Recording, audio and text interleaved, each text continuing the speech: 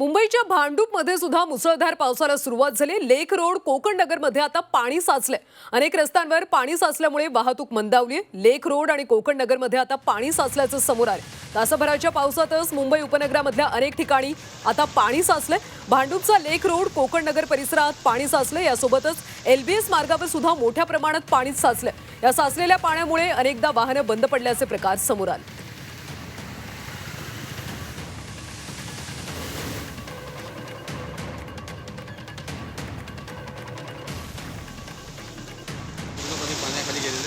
अशा पद्धतीने सध्या मुंबईतल्या अनेक भागामध्ये मुसळधार पाऊस पडतोय, त्यामुळे सखल भागात पाणी साचले। सध्या नागरिकांची तारांबळ उडाल्याचं देखील पाहायला मिळते। भांडूपच्या लेक रोड कोकण नगर परिसरात पाणी साचले। यासोबतच LBS मार्गावर सुद्धा पाणीच पाणी झाले।